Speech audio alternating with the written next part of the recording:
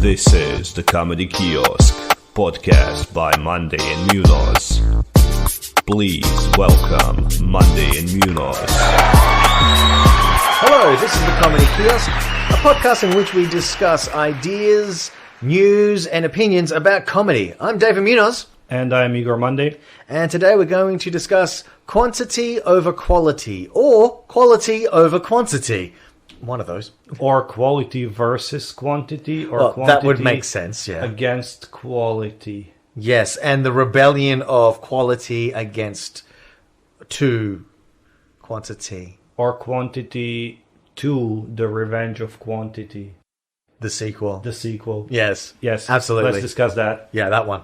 This was very good quality, I think. Like, this is the first definition. Just talk shit. It creates quantity, but no quality. Exactly. That was an example, dear listener, of what we are going to be discussing. Yeah. So the question would be, I think, if we talk about the frequency of performing. So what's more important, to just get up on that stage and to do even the same 5 if you don't have any new material. Mm-hmm. So you just get up there and do it. All stage time counts. All experience is important. Yours 5 are the same, but the audience is different. The show is different. Might have different response and stuff like this. Or is quality more important? Having kind of new material, new sets, new, let's say, tested, workshopped, quality jokes that work, that kill, for example. So in terms of just performances, do you think you can be a very good comedian by showing up once per month and doing your 10 minutes? Or do you need to like grind and do the same 5 100 times over and over again? So in terms of, frequency of performing, what do you think? What is more important, quantity or quality? Well, actually, it was really interesting. While you were explaining about like performing weekly or doing the one, like, doing the same 5 minutes again and again, doing it, and you were using the words quality and quantity to distinguish them. But I went, well, actually, you could flip it around. Like, okay, so if we're performing like 5 shows in a week, okay, and you doing the same 5-minute set over again. Now, some people could say that's just quantity, right? That is quantity where you're just repeating the same thing over and over. But at the same time, someone could say, well, no, you're working on quality as long as you are constantly aware of how you do each set and changing it, i.e. writing on stage, as we call it, like, where you play with different timing, you do that. So really you're working on the quality. So by the end of just say a month, because of all that quantity of practice, you end up with quality at the end of that month, or the end of 6 months, or the end of a year. You end up with high quality. Now, the flip side is, of course, someone who performs, like you were saying, maybe once a month, but they have spent that whole month writing it, rewriting it, planning it at home, like rehearsing at home, practicing that bit, and then coming in with that new set that month and performing it. So that would be working on quality, but not the quantity of show. And on the other hand, if you're doing a different set every month, by the end of the year, you actually are talking more about quantity because you have 12 different sets. Or the person who's only done that one set over and over and over again has got one set, but of high quality, you hope. Yeah, I mean, this is the real, let's say, question or maybe the conundrum, right? Would quantity bring to quality? So because I've seen a lot of people do the same 5 or 10 minutes 100 times and it doesn't change, yeah. And if it worked the first time, it worked the 50th time. The joke that worked the first time worked the 50th time. The joke that never worked So just pure, like they say, repetition is mother of all knowledge, if I'm not mistaken, but it's definitely not the mother. I think it's a Russian thing, actually. I'm not sure if we say that in English. I think there is an expression. I think it comes from Latin.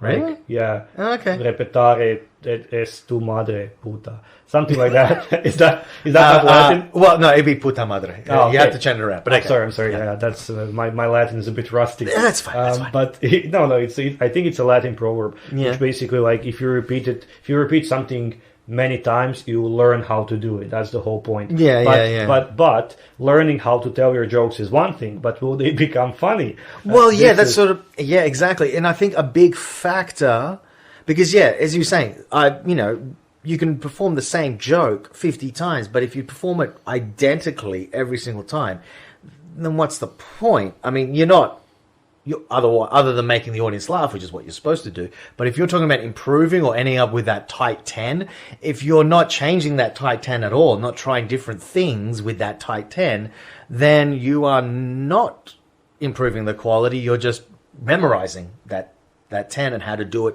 in front of all different audiences. So in that case, you're just talking about the quantity of shows, but the quality is not making any difference. On the other hand, if you are purposefully going up before every show, and I think this is where recording your shows is a big factor of people, and then actually watching it, not just recording it and then leaving it on your SD card to sit there until the SD card corrupts. No.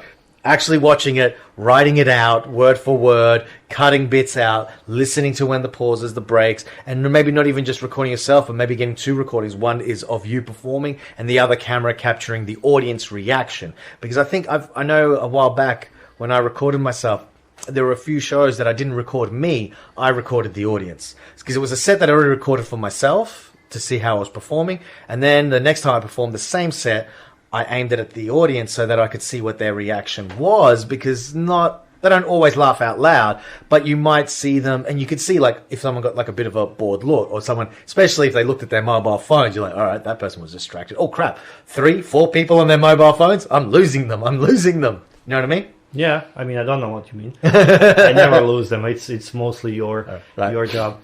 But yeah, I mean, I agree that you can assess your performance, and if you do it 100 times, but after each time you get some feedback, you get some conclusion, you do some editing, you do some fixing of your set, then that quantity can pay off. Yes. But then it's not pure quantity; it's actually quality. That's the definition of quality. You're working on the quality of it. Yeah, exactly. So I think quantity won't always lead to quality. The question is, can there be quality? Another question is then, can there be quality on its own without that repetition, like, trial and error, like repeat and fix process? Can you just come up with, 10 new minutes each month? It can be like, I mean, you can workshop it, you can try it, of course, test it and stuff. But should you aim, the question, first question of this episode, I would say, is, should you aim just to perform as much as possible? Or should you perform only when you have something to say, so to speak? Because, and also we see it here, even in Moscow, where we have not such a big demand of both, like, from both, not a big demand and not a big supply of shows and comics and audience and stuff, where we have some people who show up week to week for like months with virtually the same 5 minutes to open mics, basically thinking that, well, I think even more you perform, you'll become a better performer. More time you spend on stage, you will be more comfortable on stage and stuff like this.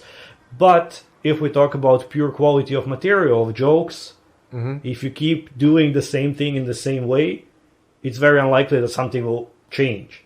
So that's why, like, should you aim at just getting up on that stage and doing anything? If you have no jokes, today you have no jokes, you will improvise, you will crowd work, you will talk about some idea you had in the metro on the way there. Like, should you just keep getting up on stage even when you have nothing to say? Or should you work towards, 10 new minutes a month? Well, I think it depends on the person, for starters. And when you're saying, like, something you thought about on the metro, well, then that's something new. That's quantity of new stuff, right? I think, I don't know, for me personally, when I first started, I was probably performing once every 2 or 3 months. There were a couple of factors as to why, but one of them was definitely the idea of, it wasn't until I was inspired, because I didn't want to do the same joke or the same bit or the same story again. I wanted to do that, get my laughs, and then come in the next time with something different. And that's what I was doing. And I remember in the beginning I did that. So I'd only perform every few months. Then I lived in Madrid. When I came back, you guys had just started EMC, so I joined with you guys, and I was then every week also trying to come up with something new, because mine was about doing something new every single time.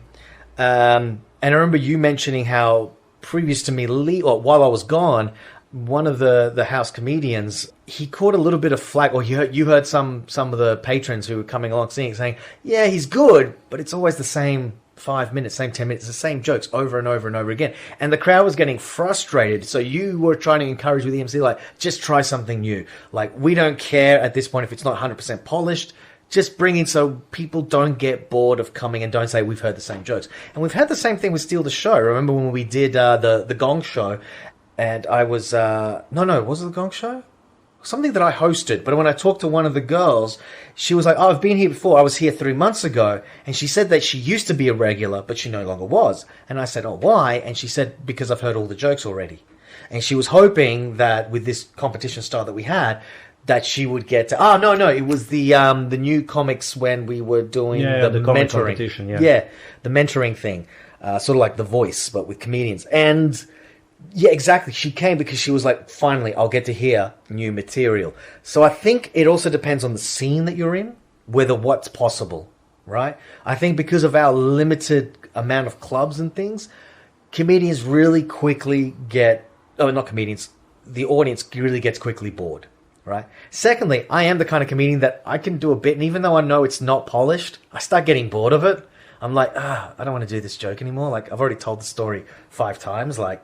I'm done with it for now. Like I like to do it a while, see what I can get, then drop it.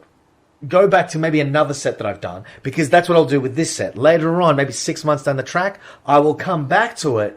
And even if I haven't practiced it, just by doing it on stage, you will automatically go with a different rhythm maybe on the night. So in a way, you accidentally try a new way, and then you can compare the two, especially if you do have a recording of the first one, and then later on you go, okay, what did I do different? What did I do the same? What obviously comes naturally to my voice? What's my rhythm? But also, what did I do differently? Oh yeah, I'd put that over here instead.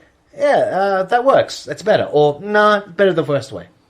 Yeah, no, I get it, and this competition example is a really good idea on, let's say, force people or push people. Let's be nice and say push people to write new 5-7 minutes like weekly and things like this. But I would say that, well, we had this one. I'll give you an example. We had a comic here from the US some years ago, Adam, a good friend of mine. So he started showing up to open mics back in 2015 or something like this, when we had only open mics.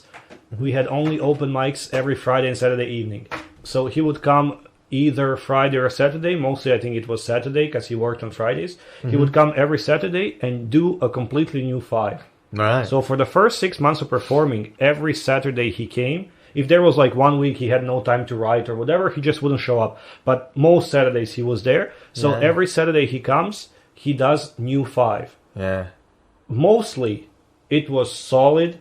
Sometimes he bombed, sometimes he killed, sometimes 2 minutes, 3 minutes out of those 5 would work, depending. But he has not repeated a single joke for like first 6 months of performing.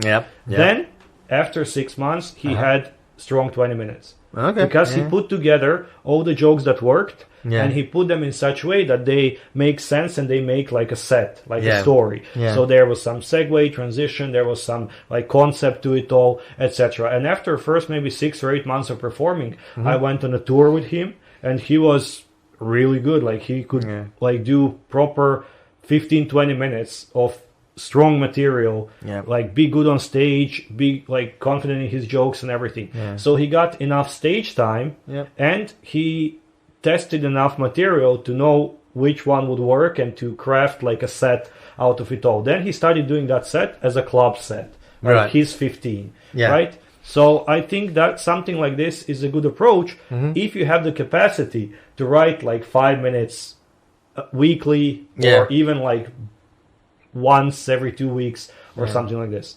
Yeah, absolutely. And I had a similar thing, like with the beginning of the EMC, when, you know, every week we were doing something new. And my idea was to build up, like I was saying before about like getting bored with the bit and then coming back to it. My idea was to end up with maybe 3 to 5 bits and then rotate them.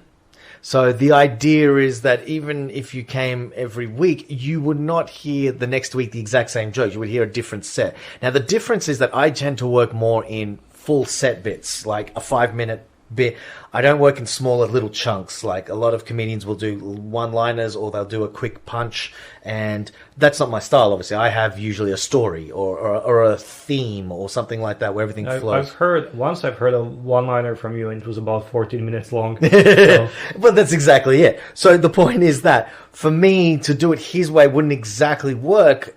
But it could work to an extent. It just means that obviously from a 5-minute bit, maybe I drop some lines and it'd become a 3-minute bit, which is why I used to like when we had the system where we had a 10-minute bit, and then when we dropped to a 5, I was forced to change a 10-minute bit to a 5-minute bit. And that was actually really good because it helped me cut out all the... Yeah, you tightened it. Tightened it. And then that could be like, okay, that's a 5 minutes right there. So in a way, we're talking about like trying to get quality from quantity. So you pull out a lot of quantity of bits, and then you work on the quality to end up with one big piece, as you were saying. And I think that's one definitely good way of doing it. Of course, though, it depends on the comedians, because I think also in the beginning, something that comedians need to work on is literally stage presence. It's something and timing and feeling the crowd. And they're things you cannot practice. Well, you can't really get from your living room, for example. Feeling the crowd, you can't do from a living room. Not until you get up on stage. That is when you learn how to feel the crowd. So I think what could happen is you could end up with someone who, let's say they perform once a month. They write absolutely amazingly brilliant jokes. But if they don't have any stage presence, they don't know how to feel the audience, they may only get 60% of the laughs or the enjoyment out of it. Not for them, but like the audience only gets 60% enjoyment out of it. Or the comedian only gets 60% of the laughs, not the full 100% they could, because they don't know how to present it as well. Like they don't feel the rhythm. They don't know, oh crap, so the audience, I need to slow down for the audience, or here I need to speed up, or here I need a longer pause, or here I need to, my facial gestures, I need to like give a little look to the audience or something, or I need to be facing a certain way. Blocking, even simple acting thing of blocking, like not like making sure they can see your face, your reaction, or something like that. So you can have a great, brilliant written set, but then when you perform it, it's not as good. And you think, oh, I'm not that good a comedian. It's actually, no, your writing is amazing. It's brilliant. You're just not good enough at performing it yet. Yeah, you need more practice. I agree 100% that you can get rusty. Yeah.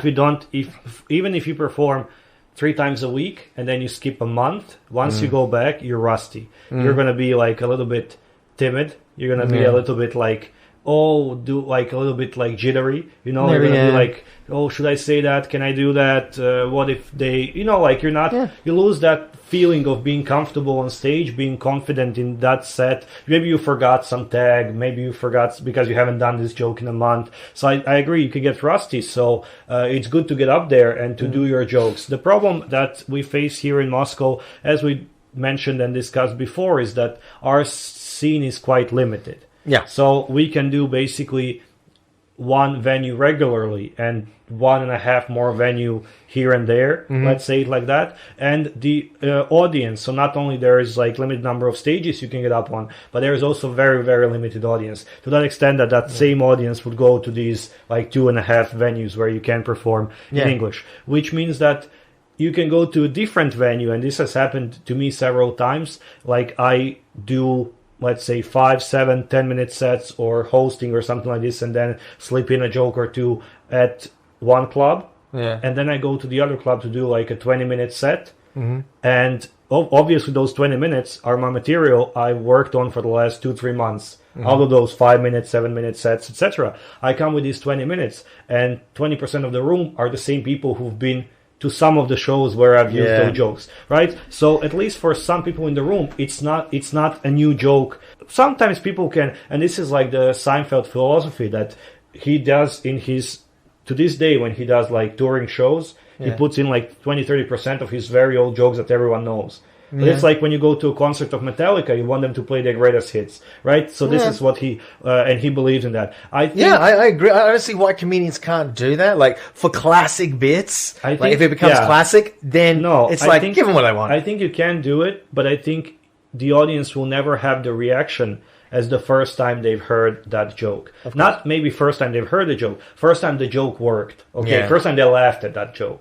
So you will never repeat that. You can be like, oh, I know this joke, it's good. But you will never laugh like honestly, kind of genuinely as the first time because joke is a surprise, right? And it surprised you once. Yes, absolutely. I completely 100% agree. Now, the thing is, could you though? Okay, let's say you're watching some great bit that you know off by heart, right? Of a comedian.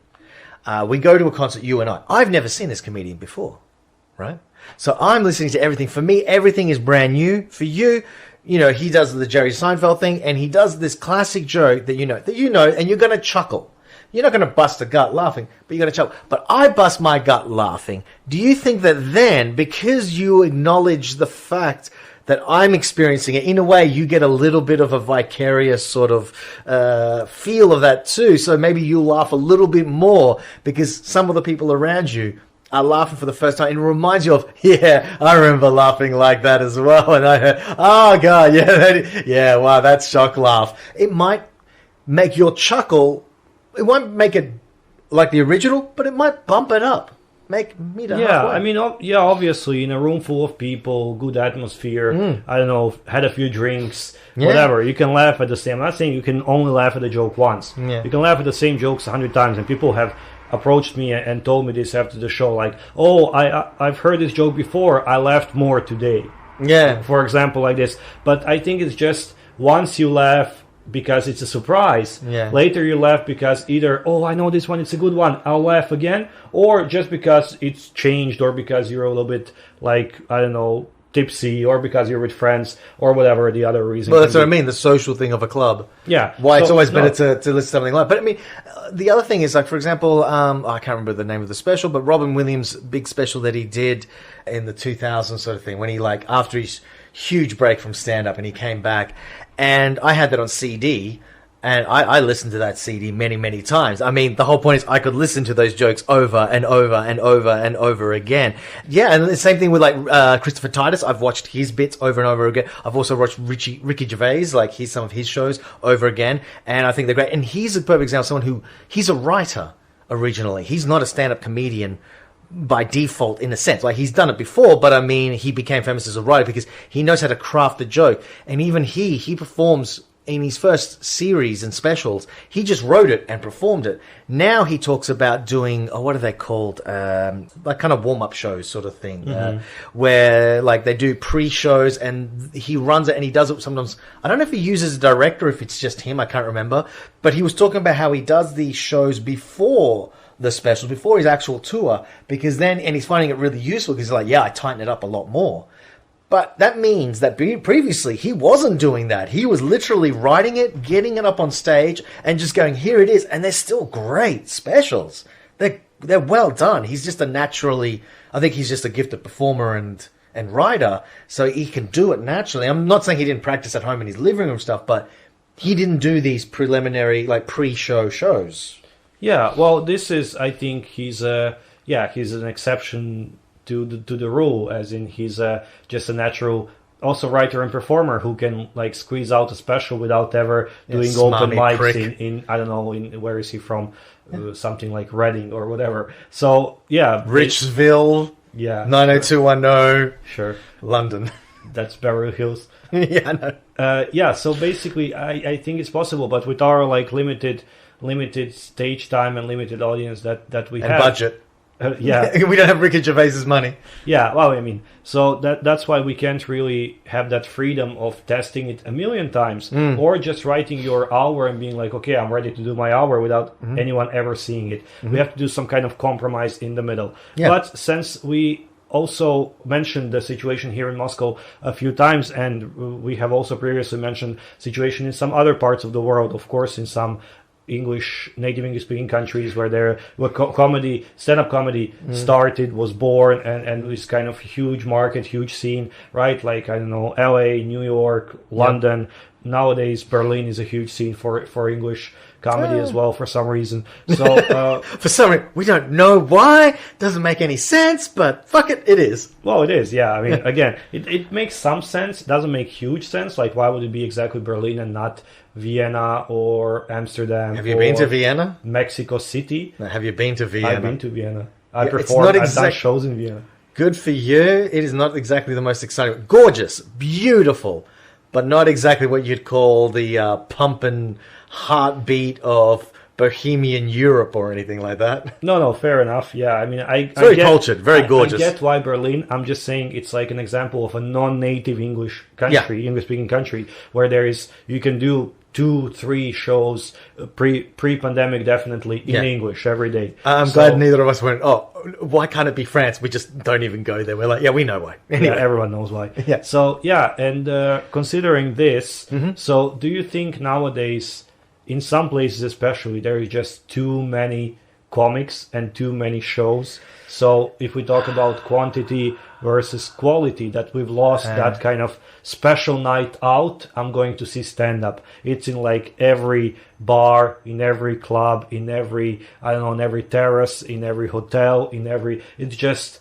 everywhere. Because in Moscow, if we talk about English scene, of course, we have like 2.5 venues. But if we talk about Russian, it is everywhere. Like, it's literally everywhere. You go to, like, I mean, again, now less in the last year and a half, because many kind of small bars, cafes and stuff like this sadly closed due to this, like, pandemic stuff. Yeah. But before that, I remember it was like a Wednesday or something at 4 or 5 p.m. I had a day off or whatever. I was walking with a friend in the center. We sat on a terrace of a small cafe. So it's a cafe. It's not even a bar or a club or something. And it's a terrace. And at maybe 5:30, a stand-up open mic in Russian started.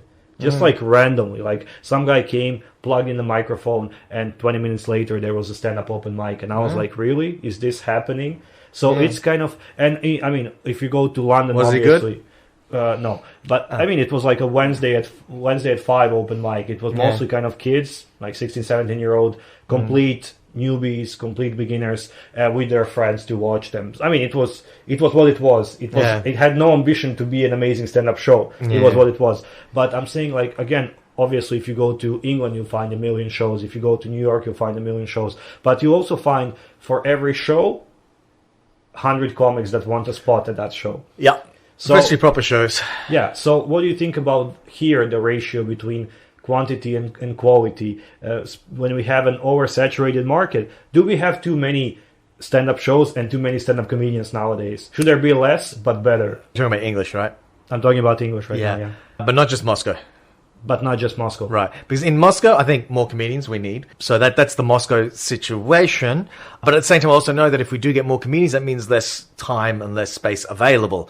Because I think the problem that we need the more comedians to get more variety, to bring more people in. But because that's one of the things. Because like I said before, some people complain, it's the same comedians, it's the same jokes. What's the point, right? I think when it comes to other places in the world, now, maybe in some place like Berlin, I think it's the same thing. Like, in non-English speaking countries, I don't think it's going to be too much of a problem yet.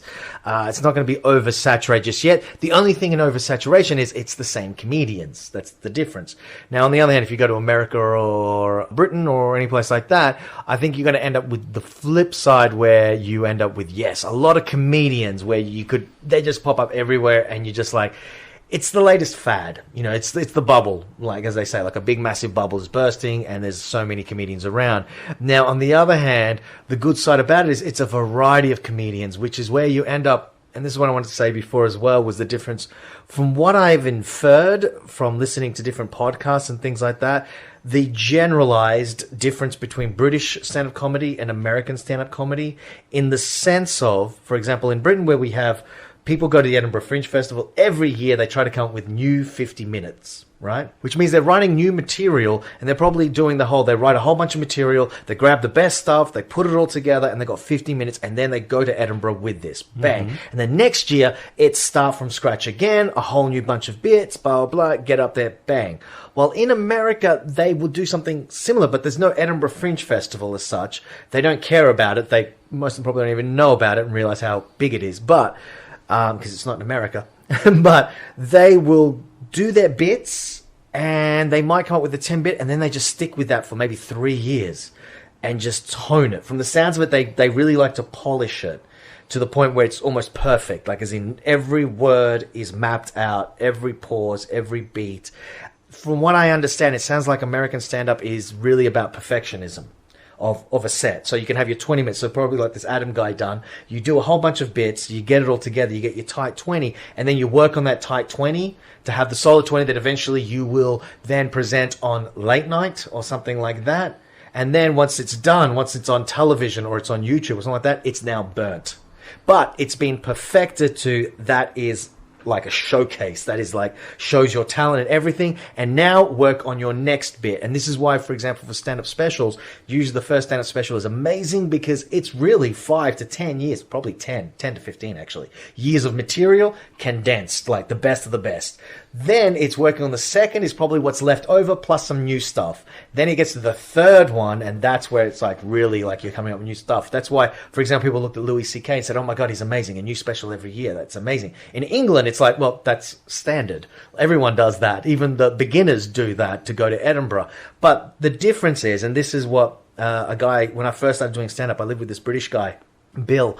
And Bill kind of pointed out, because I was like, oh, I'll never be good enough, to get to thing. And he goes, maybe not for America. And he wasn't even a comedy fan or anything like that. But he was like, well, Americans are very polished. He's like, not really my cup of tea.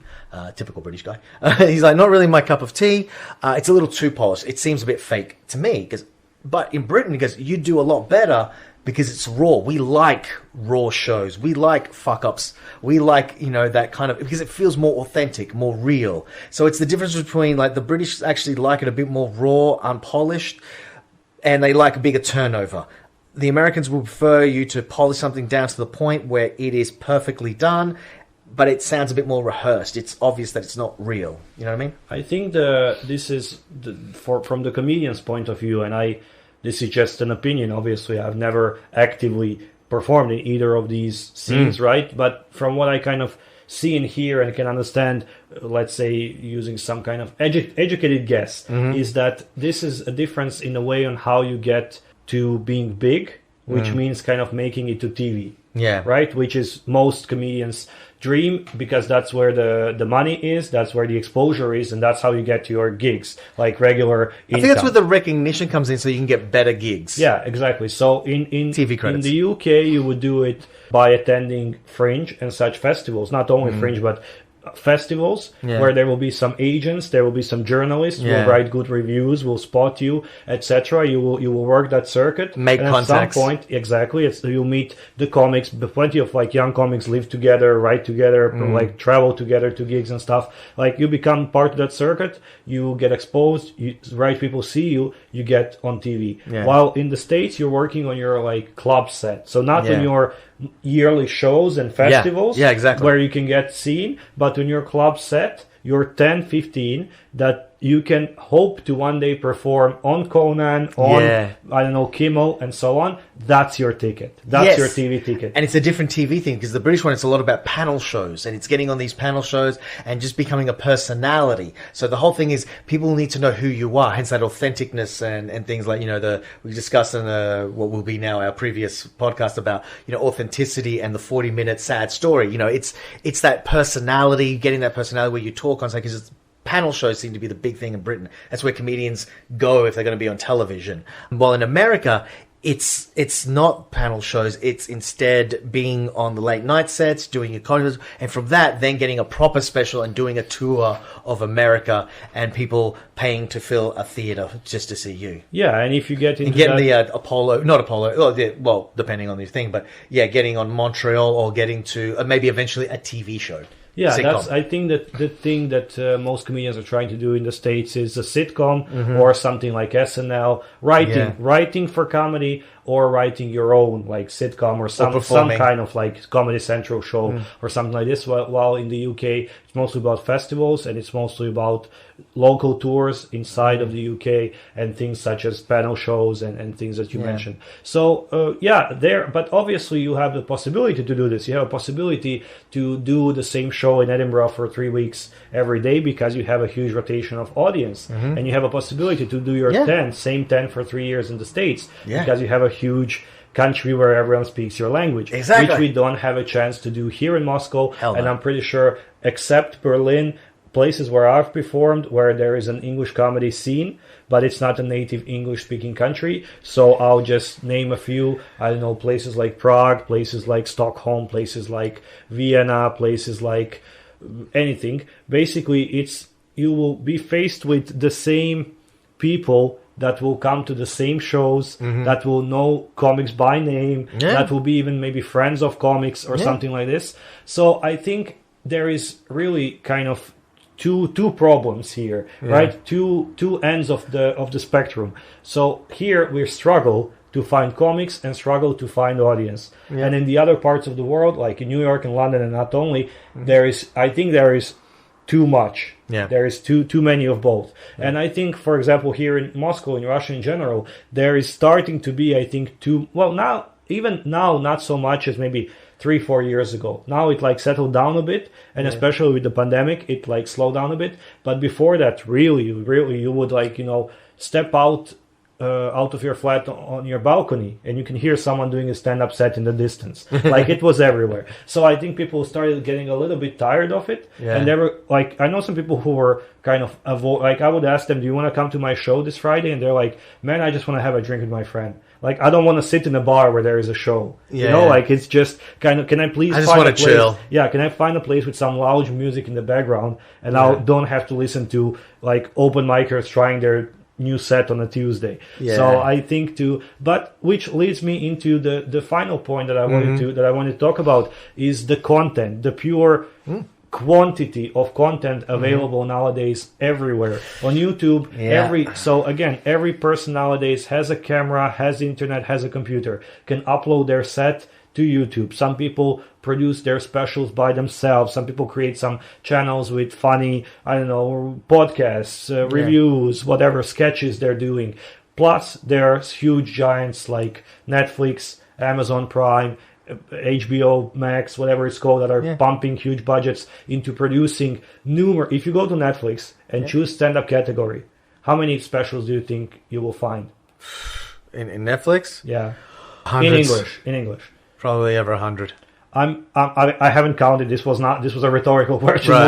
more than a quiz question. But I've done it once. I was like, okay, I have 2 hours. I can watch a special, and I felt like watching some stand-up, right? I spent maybe 30 minutes browsing. Yeah. I didn't actually watch anything. Because, first of all, it's really hard for me to get into a Netflix special because there is just... You don't know anything about anyone. It's just someone's picture and the name of their special and nothing.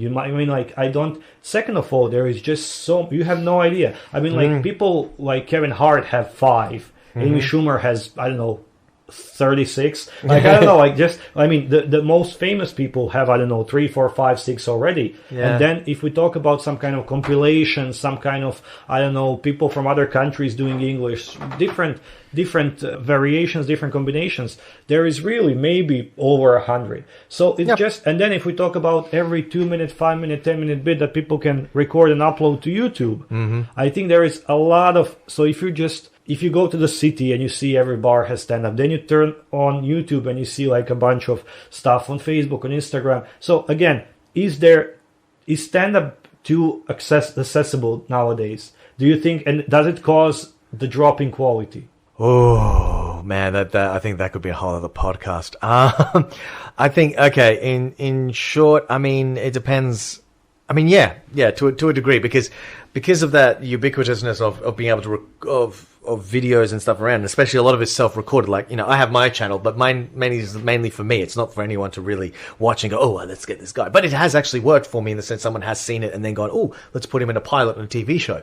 So it has kind of worked, but that wasn't the initial intention. The intention was for family and friends in Australia to be able to see what I was doing here in Russia, and then, oh, he's doing some stand-up, and they could watch it and laugh and go, oh my god, that bit was embarrassing, but that bit was funny, and oh, I remember that. Is that based on that story? It was basically meant to be that. So I have a YouTube channel with that sort of stuff on it. But and I'm obviously an amateur, and I think there's a lot of amateur stuff out there. But because of the market and the things like that, is there an oversaturation? I think to a degree, yes. And like we said before, like with these Edinburgh sets, like every single year, I think some of those, especially British comedians could probably do that quite a bit. But I think with the American ones, it's interesting because in Netflix, the majority of it is American stand-up comedians on Netflix, it seems. And they've got a lot of these shows. And I had the same problem as you did when I decided to watch it. I ended up just going with like a tried and tested, you know what I mean? Someone I knew.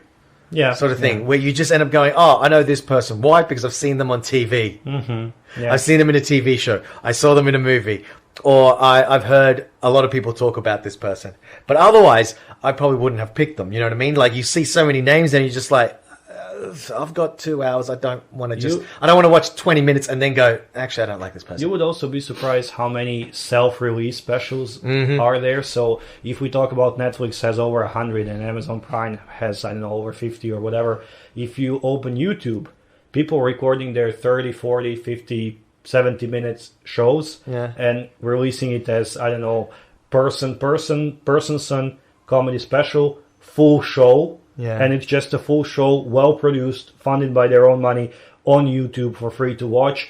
So if we talk about 100 on Netflix, I think 1,000, 100,000, I don't know how many on YouTube, which means there's like endless content. Yeah. And I think if we talk about some kind of indie stand-up, right? I wrote this, I produced this, I recorded this, and I put it on YouTube for free. So feel free to watch it if you want, or don't if you don't wanna. I think it's fair. It's a platform, and it's a platform that is useful both for comics and for audience. It's just the other way of doing it rather than going to a live show. But if we talk about platforms like Netflix, I genuinely believe that since Netflix appeared, quality of stand-up specials went down significantly just because of the model. So. And this is something that I've talked about before, because it used to be kind of, you record your DVD, right? You record your special, you put it on a DVD. And then if it's good, it will sell. Yeah. If it's bad, it won't sell. So only if you make a good special, you will earn money. So if it sells. But with Netflix, they pay you and then you record a special. Right? Yeah. So you get paid before you've done any work, which means you can half-ass it. As long as you have an hour of relatively enjoyable material, you've already been paid for that. Sometimes some comics get like 2 or 3 special deals as a package. So they just have to pump out 3 hours in 3 years of basically anything. Okay, but you said you get paid beforehand, but is that I mean, they're not going to pay me straight off the bat. No one's going to pay you. No. But even YouTube's not going to pay you. No. But I mean, maybe our listeners, we should set up Patreon, and maybe someone's going to like tip us for this. But overall, I mean, how it mostly, like if we talk about Dave Chappelle, Kevin Hart, these kind of people. Yeah, but they're established. I mean, they know they're going to sell. Even if they half-assed it, they would be brilliant and amazing. But if you look at their specials before, and I mean, Jimmy Carr had like 6 specials before Netflix. Yeah. They're all great, and the Netflix one is just mediocre. So, I mean, this is the thing. And at that point, when he was at his 3rd or 4th, he could sell DVDs based on Jimmy Carr brand. But it was still a show that, as you described, he toured with it. Yeah. He toured with it for a year and a half, and then edited, tightened that show, that set, everything, and then recorded it for DVD. But nowadays, it's kind of, you get paid, you write it, you perform it, it's on Netflix. You know, so I think it's more like a movie or something rather than a stand-up performance. So, in my opinion, there is not too much content, but there is very big difference in the platforms, meaning that YouTube and such kind of stuff provide an opportunity, while like I think paid platforms kind of provide the opposite. They're discouraging quality and encouraging quantity. Right. Yeah, but the thing is, well, for a professional standard, that's not good. Although from a beginner's perspective, I think for the conclusion for me for this episode would be that I think as a beginner, just get as much quantity as you can, as you possibly can. Sometimes you won't be able to, but the point is you get as much quantity as you can to build on that quality, right? And you have to actively work on that quality. Otherwise, it's just quantity for the sake of quantity. So you work on that quantity for whatever aim. It may not be the actual joke writing. It could be literally just feeling comfortable on stage. One of the advice when someone asks me, I just want to get started in comedy, what do you recommend? I would be like, own the stage. Rule number 1, own the stage. Learn to own the stage. That should be the first thing, because it doesn't matter how good your joke writing is, you're not going to maximize the laughs out of it if you don't own the stage. Like, owning the stage is fundamental, I think. It's like one of those crucial elements as such, but it's underrated by a lot of people. People just focus on the joke writing itself. But anyway, I would say that as a beginner. So try to get as much quantity as you can in there, what opportunities you have, and work on the quality in between, like when you can't do it. Like you said, this Adam friend of yours who, if he didn't have something new, then he stayed at home and he wrote new stuff, whatever. But once you get to a higher level, then the idea is you should be really focusing more on that quality, and the quantity not necessarily is as important, because hopefully by then you're already sure on stage of things, and you are now making sure that what you put out is quality. Because I think also the focus shifts when you are at the beginning. You're just about learning how to get better, right? But by the time you get to a higher level, and when this happens, I don't know. I think it depends on each person differently. But maybe around the 5-year, maybe 10-year mark, I think probably 10 is what they usually talk about. That's where you're really, or before that, you should be already starting to focus on quality, because this is now becoming a brand. Like, this is what you want to be known for. This is what is going to get you onto television, into a TV series, on a panel show, or it's going to get you recognized by agents and things like that. And as they say, the whole point, I've heard this from a really good podcast, Let's Talk About Sets, where they say one of the first rules is just be undeniably funny. It doesn't matter if what you do is considered hackish or trope or whatever, or if it's weird. It's just, but you got to be undeniably funny. And the way you get that is through quality, showing that you have quality, being undeniably funny, that people cannot ignore you. So the idea is do it as much as possible, so quantity, until you reach a certain level of quality, then push that quality. Yeah. Don't just do it for the sake of doing it. Do it when it's good enough to be shown. Yeah, in a way, because after that, it's now becoming a reputation. And if you start bombing too often, then people go, hey, he's not that good at comedy. If you're a beginner, people forgive that. Because people are like, oh, they're trying. And they give you that little clap. And they go, oh, at least they tried, Oh, she gave it a good effort and, whatever. She had 3 good jokes in there. That's so fine. I can't wait to see her next week. But if, for example, you were Amy Schumer and you did that, and you only got 3 good jokes, people would be like, oh, she's lost it. Have you seen Amy Schumer? I'm not going to go into that. All right. I'm not going to go into that. I'm just using that as an example. Let's stop here, and I don't want to turn this episode into Let's Diss Amy Schumer. That's on next week. So thank you so much for listening, and we do hope that you will find your perfect ratio of quantity versus quality. My name is Igor Mondae. And I'm David Munoz. And this was the Comedy Kiosk. Ciao.